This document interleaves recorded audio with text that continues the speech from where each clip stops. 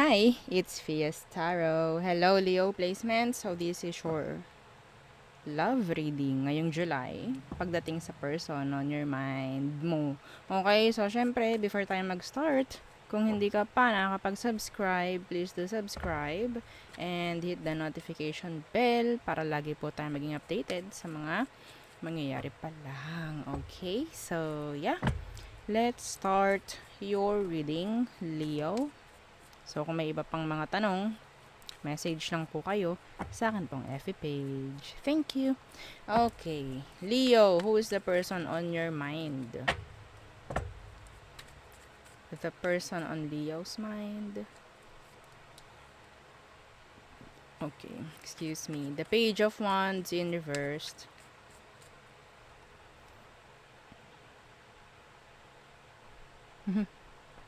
Okay. So, pwedeng fire sign like you.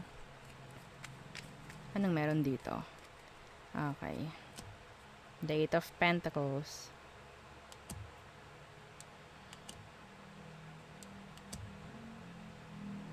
Some of them, pwedeng nawawalan na sila ng oras or may pagkukulang na itong taong to sa'yo.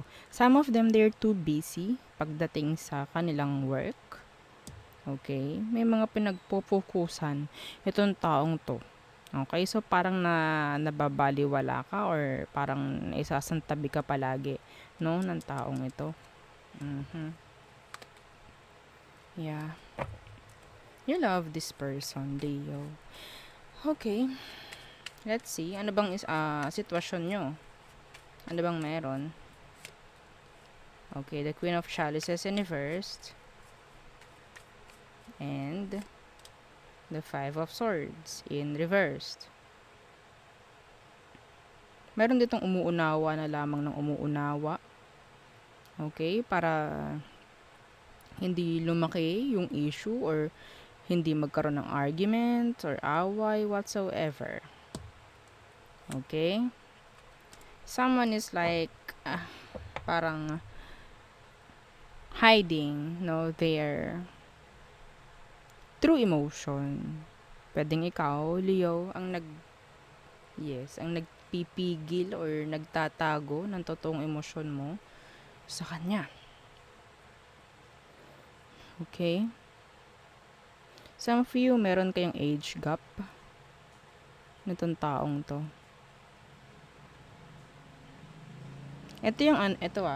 Some of you, hindi to para sa lahat. May nakukuha akong energy rito na kailangan mo pang gawin lahat. Okay? Para sa kanya. May ganun pa. Parang gagawin mo lahat para sa kanya. Parang ganun. Pero, yeah. Parang naisasawalang bahala ka lang or hindi ka nga masyadong nabibigyang oras or kung ano pa man, no? Tingnan natin kung ano ba yung emosyon niya sa'yo. The World in reversed. Okay, and the Knight of Chalices. Napaka unstable. Like, hot and cold. Yeah, napaka hot and cold. Yeah, nandoon yung nandoon yung immaturity ng taong to. Pagdating sa'yo, hindi stable yung emosyon niya for you. Kaya ganyan. Okay. May chance din na parang nagiging selfish itong taong to. Okay? Sa sitwasyon, sa connection, parang ganyan. Anong meron pagdating sa next action niya sa'yo? The Hermit in reversed. Why? Okay, the King of Pentacles. So this person is too practical. Okay, Strength in reverse is your energy. So, parang tumatanggap ka lang ng tumatanggap, no, sa kung anong kayang ibigay nito. Yeah. May chance yung iba sa inyo, Ito nilayuan nyo na to. Okay? Like, inalisan nyo na kasi hindi nyo na kaya. Okay? So, parang nandun na kayo sa sa konting akbang na lang, ayoko na. Parang ganun. Parang this is too much. Parang ganyan. Okay? Mhm.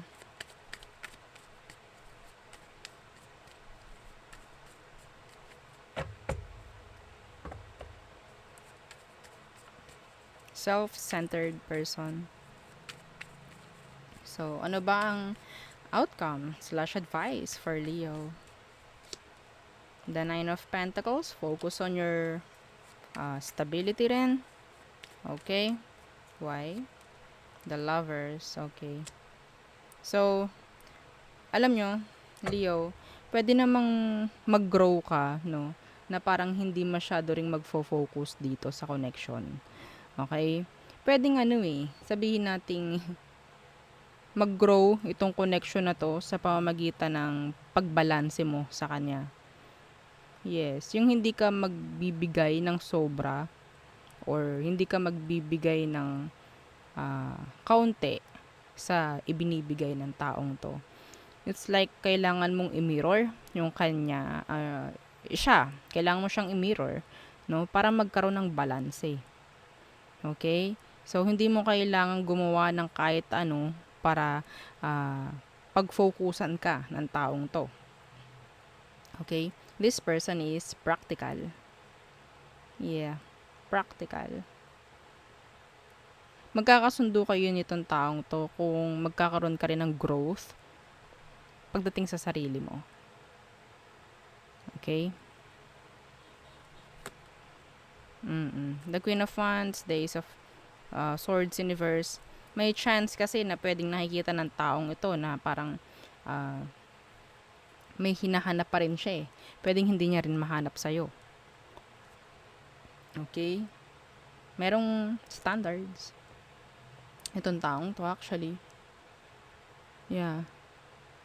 Pero parang lumalala, no? Kapag ang pinapakita mo sa taong ito is parang needy ka. Or parang talagang gagawin mo lahat para sa connection. Or gagawin mo lahat para sa kanya. Para bigyan ka lang ng time, ng effort, ng kung ano man. Bumababa ang tingin nito sa'yo. Yes.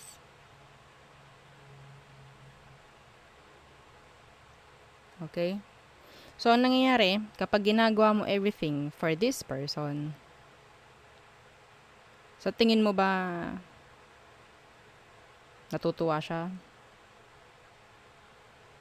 Ginagamit ka ng taong to. Okay? Pagkakataon na to, practical nga itong taong to eh. So, pagkakataon na yan. So, igagrab lang niya na igagrab. Okay? Sino bang may ayaw sa gumagawa ng kahit ano para sa kanya? Di po ba? Kailangan mo lang i-mirror itong taong to. Kung ang ibinibigay sa'yo is ganito lang, dapat ganon lang din bibigay mo. Hindi ganyan. Hindi ganito. Okay? Hindi ganyan. Pero mas maganda. Kung gusto mong i-crave ka ng taong to, mas maganda na gumawa ka ng mas kaunti pagdating sa mga ginagawa niya sa'yo. Okay? Kung matapang ka. If not, i-mirror mo na lang. Okay? I-mirror mo na lang, huwag kang gagawa ng mas higit sa ginagawa niya sa'yo. Yeah. Kasi, yun nga, nagiging selfish itong taong to, pwedeng ikaw rin yung may gawa. Sinasamantala ka na eh. Okay? Nasasamantala na lang yung sitwasyon, yung ginagawa mo for the person. Okay? So, there. So, tayo tumungo na sa all signs. Aries through Pisces. Oh, no. Okay. Wala bang ayan. Okay. Hang on. Okay. So, Aries through Pisces. Okay. Aries. Some of them gusto nila ng may something. May bibigay, may kukunin. Parang ganyan. Taurus, they're watching you like a hawk. Okay? They're stalking you. Gemini, so may chance ng pag-slow down. Slow down to no action. Pag-pause. Okay? Sa actions niya. So, Cancer. So, meron ditong mga nakatago. Being mysterious. Leo. Okay, this person likes you. Virgo, they want to communicate. May mga chance na pwedeng hinahanapan ka nito ni Virgo. No? Na kung ano man. Lagi itong parang nakamasid sa'yo. Libra, they're dropping you. Scorpio, being cold and detached. Sagittarius, they want commitment. They want long-term connection, relationship with you. Capricorn, they are moving on. Aquarius, they are blocking you. Okay, or maybe there's a blockage. So, Pisces, being patient. Okay? Nandyan rin yung parang bumabalanse sila sa'yo. Okay? So, there, yun ang ating reading for you, Leo placements. Again, thank you. Goodbye.